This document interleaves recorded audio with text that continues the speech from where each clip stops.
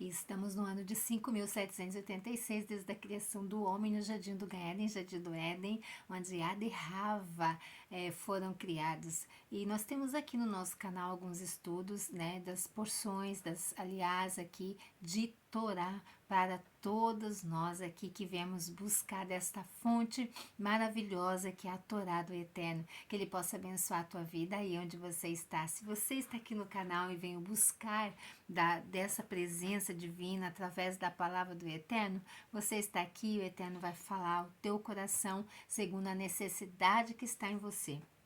E hoje nós já estamos aqui no nosso quinto dia da semana da Paraxá, sob a influência da Paraxá Bereshit no princípio, né? E eu estou este ano agora, nesse novo ciclo que começou aqui de estudo para nós, né? Nós vamos nos dedicar somente na primeira aliá. E olha que só a primeira aliá tem muito assunto aqui que nós também não vamos dar conta, porque, né? Mas alguns assuntos eu quero deixar com vocês nesta primeira semana aqui do nosso novo ciclo. Somente aqui algumas questões, é claro, somente dessa primeira porção, né? Da Paraxá Bereshit. Muito obrigada pela tua companhia. Se você está aqui pela primeira vez, eu te faço um convite muito especial. Fica comigo até o final do vídeo. Assista tudo e se gostou, curta, compartilha, comenta, ativa o sininho para receber notificações e se inscreva no canal, seja mais uma luz brilhando em minhas trevas. E a todos os inscritos, muito obrigada. Beijo grande no teu coração, um abraço aí, muito obrigada pela tua companhia, pois nós já somos aqui no canal mais de 300 luzes brilhando em meias trevas e hoje nós vamos falar de luz. Olha só como é interessante, nós vamos falar aí de luz, né? Luz maravilhosa do Eterno nas nossas vidas, que Torá é essa luz, essa fonte de luz aí que brilha, né? Quando a gente deixa essa luz entrar dentro de nós, a gente não tem como se esconder, né? Mas a gente irradia essa luz aos quatro cantos dessa terra, esse brilho, né? Como Moshe, quando ele recebeu lá as tábuas, né, da instrução do Eterno, que ele desceu do Monte Sinai, o seu rosto não dava para olhar para ele, porque o seu rosto brilhava, porque ele estava ali trazendo o que para o nosso povo? Torá, a instrução do Eterno. Então a gente viu que não tem como ofuscar uma luz, né? Não tem como apagar essa luz aí, principalmente essa luz do Eterno, que é a Torá dele na nossa vida e no nosso coração. Então, muito obrigada pela tua companhia e vamos, né? Vamos, essa nossa semana está aqui muito abençoada, segue com muitas bênçãos depois de todas as festividades de Sukkot, Simchat Torá, Shmini Atzeret, né? E agora então o nosso ciclo se começou, que novos começos, novas oportunidades venham sobre as nossas vidas. E não deixa escapar as oportunidades que o Senhor der a você, tanto para você servi-lo como na tua vida profissional, vida espiritual, vida aí no sentido das emoções, né? Então aproveita, abraça as oportunidades que vêm sobre a tua vida, claro que nunca negligenciando aí a Torá do Eterno, os mitzvah dele, porque aí não é sucesso para nenhum de nós, né? Então vamos ter, né, discernimento aí nas decisões da nossa vida. Mais um novo ciclo se começa e novas bênçãos aí. Eu, Nara Chaves, aqui no Torá e Prosa. Eu quero deixar um texto aqui de Bereshit, de Gênesis, capítulo 1, né? Que nós estamos no capítulo 1 aqui. No versículo 3, que diz assim: E disse Elohim, haja luz e houve luz.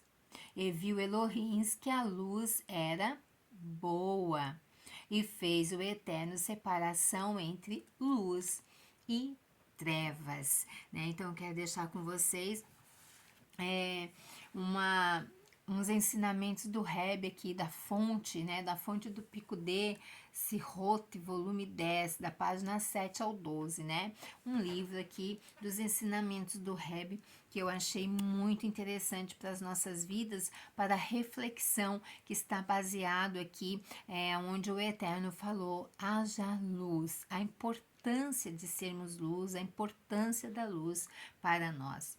Nessa narrativa da criação, um detalhe nos intriga com a força do mistério. Por que a luz foi criada antes de tudo ou mais? Quando não havia nada para se beneficiar dela? Por que a luz, então, ela foi criada ali primeiro?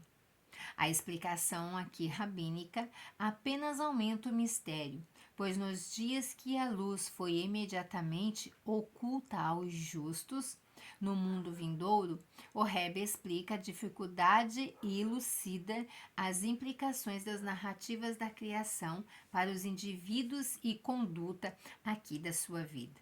Então aqui nós vamos descrever muitas coisas aqui a respeito da luz aqui. A primeira criação. O Eterno disse que haja luz e houve luz. Ele foi o primeiro dos pronunciamentos de Hashem, que criou o mundo. E a luz foi a primeira de todas as criações aqui. Mas por que foi assim, então? Por que o Eterno criou primeiro a luz? Pois a luz não tem valor por si mesma, sua utilidade depende da existência das outras coisas que são iluminadas por ela, ou que se beneficiam dela. Aqui nós vemos um ponto muito importante. Portanto, porque a luz foi criada quando nada mais existia? Alguém poderia dizer que esta foi simplesmente uma preparação para as coisas que mais tarde então seriam feitas. Na maneira que o Talmud diz que o homem foi criado por último para que tudo estivesse à disposição dele. Pois se é assim, a luz deveria ter sido criada pouco antes dos animais, que pode distinguir entre luz e escuridão, ou pouco antes das plantas, que crescem com a ajuda da luz no terceiro dia, então, da criação. Então, essa aqui é a primeira narrativa aqui. A segunda, a luz oculta. Os rabinos explicam que a luz feita no primeiro dia foi oculta para os justos no mundo vindouro. Porém, isso é paradoxal. Contudo, a propósito da luz é iluminar.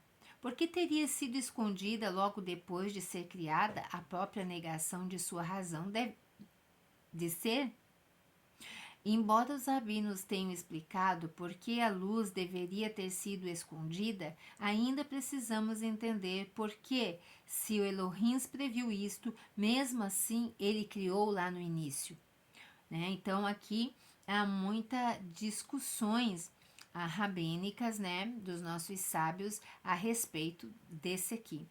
Um outro comentário precisando de explicação é aquele do Zohar, dizendo que as palavras hebraicas para luz e segredo são numericamente equivalentes. A equivalência numérica é um sinal de que as duas coisas estão relacionadas uma com a outra, pois como as coisas foram criadas através das permutações das letras dos pronunciamentos divinos, duas coisas cujos nomes são formados por letras e o mesmo valor partilham uma forma essencial comum. Porém, mais uma vez, temos um paradoxo. A luz é, pela sua essência, uma coisa revelada e um segredo é necessariamente oculto. Como podem dois opostos partilhar uma forma em comum? Aqui nós temos também uma terceira aqui, a arquitetura do universo. Para resolver essas dificuldades, devemos considerar uma declaração feita pelo Midrash. Assim como um rei que deseja construir um palácio não o faz espontaneamente, mas consulta os desenhos dos arquitetos. Também Elohim olhou na Torá e criou o mundo. Em outras palavras, examinando a ordem pela qual um homem começa a fazer algo que exige planejamento e previsão, podemos aprender algo sobre a ordem de Elohim em trazer o mundo à existência. Primeiro, ele fixa em sua mente o propósito que ele deseja que sua obra atinja. Somente então ele começa o trabalho. Por assim dizer, foi o procedimento de Elohim e o propósito do mundo que ele estava para criar, um local onde a luz divina seria oculta. nas pesadas mortalhas da existência material.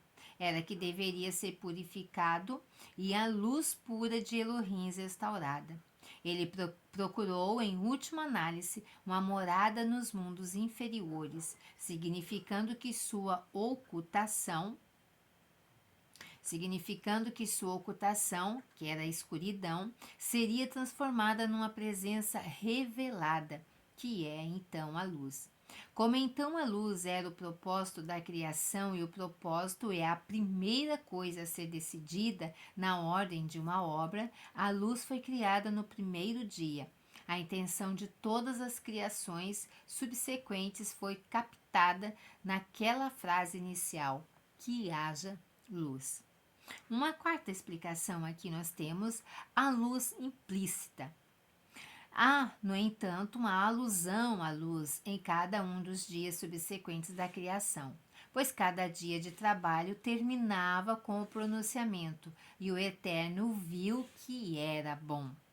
E a palavra bom alude à luz, como está escrito, e Elohim viu a luz, que era boa. Ocorre que a luz estava presente em cada dia da criação, mas como é possível se a luz é o propósito da criação e como tal explica somente no final? A resposta é que o propósito se manifesta de duas maneiras. Primeira, explicitamente no início de uma obra, e segundo, implicitamente em cada estágio da obra, dirigindo cada esforço num padrão pré-arranjado para que se conforme com o projeto original. Segue então que houve dois aspectos na luz primitiva. Primeiro, quando ele foi revelado, como propósito da criação, no primeiro dia antes de qualquer outra coisa existente, e em seguida, como era sentida indiretamente e, portanto, somente sugerida nos outros dias, modelando o restante da criação rumo à sua função. Nós temos ainda aqui uma quinta revelação, então, e o cumprimento. Agora podemos entender por que o Zohar enfatiza a conexão entre luz e segredo, e porque o Rebbe disse que estava oculta para os justos no mundo vindouro. Enquanto um prédio está em construção, a sua forma final não está aparente, exceto na mente então do arquiteto. A sua forma final é revelada somente quando a obra ela é completada. Assim foi com o mundo, somente quando tinha sido levado à sua perfeição pelo nosso serviço durante 6.000 anos, que procede o Mashiach, o seu propósito, a luz, será então revelada. A luz agora está oculta, mas no mundo vindouro, ali nos dias do Mashiach, quando o nosso serviço mundano terá sido completado, ela brilhará novamente como fez no primeiro dia. Mas tudo que está escondido em algum lugar. Onde a luz está então escondida? Os rabinos, os nossos sábios, dizem na Torá, pois assim como os desenhos de um arquiteto orientam as mãos do empreiteiro, a Torá nos guia através do estudo e do cumprimento dos mandamentos, a modelar o mundo para a sua realização. No sexto aqui, do mundo então ao homem. Cada pessoa é um microcosmo do mundo e o destino do mundo ele é seu. Pois então, essa ordem de história espiritual é também uma ordem de serviço individual. Luz é o propósito então de cada um de nós que temos, que dizemos e que temos a Torá do Eterno, que transforma a nossa situação em ambiente em luz. Então, nós podemos estar em um lugar de trevas, mas se nós temos o brilho de Torá, aquele lugar se transforma então em luz. Não meramente afastando a escuridão, que é o mal, evitando então o pecado, mas transformando a escuridão ali que vive ao nosso redor em luz, comprometendo-se positivamente com o bem. Cada vez que eu me cumprimento com o bem, comprometo de fazer as coisas certas e me comprometo em fazer o bem, ali tem o brilho de luz e eu trago luz para aquele lugar. E sua ordem deve ser aquela que Elohim, no ato da criação, primeiro deve formular o seu propósito imediatamente, quando acorda nós do sono, quando ele é uma nova criação. Na verdade, todo momento, pois o mundo é continuamente criado de novo. Ele deve reconhecer que sua tarefa é que haja luz.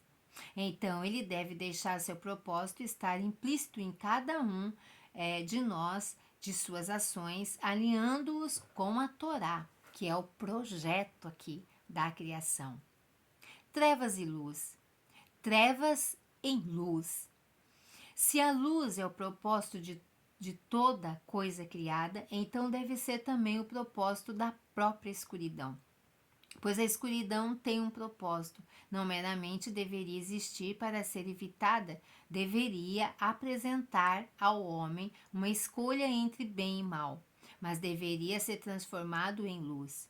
Se o homem às vezes se desesperar na opressiva escuridão de um mundo desregrado, de fazer a luz prevalecer, ainda mais se transformar o mal em bem. Ele é comandado desde o início.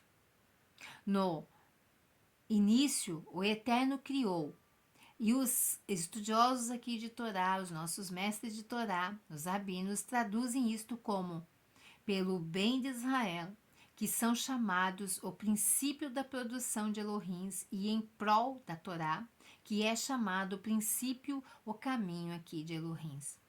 O mundo foi feito assim, para que Israel, através da Torá, nós aqui que temos Torá, o transformasse na eterna luz da presença revelada de Elohim, no cumprimento aqui messiânico das palavras de Yehoshua.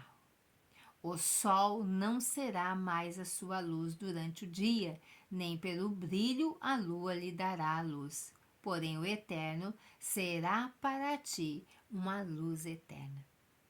Então, para nós podermos brilhar aqui, por Rabino Jonathan Sacks. Então, para nós brilharmos aqui, nós temos que ter a luz de Torá emanada em nós. A prática aqui das nossas ações, de nós olhando e estudando Torá, nós olhar para dentro de nós e queremos mudar aquilo que falamos, a maneira errada que pensamos, a maneira como nós sentimos e reagimos, isso vai trazendo luz em meio às trevas, ao lugar aonde vivemos, seja dentro da nossa casa, seja ali fora, na nossa vida circular, profissional, o meio que nós nos encontramos. Mas para que isso aconteça, nós temos que ter a Torá dentro de nós, porque ela é a obra de toda a criação do Eterno. Que então nós possamos brilhar aí, né? Que possamos ser luz. Nós aqui já somos luz 300 mais, já ultrapassamos 300 grandes luzes aqui. Já somos aqui um grande luzeiro emanando o brilho de Torá aos 4 cantos dessa terra. Se você gostou do vídeo, curta, compartilha, comenta, ativa o sininho para receber notificações. Se inscreva no canal se não é inscrito. Beijo grande no teu coração. Lehitraot. Até a próxima.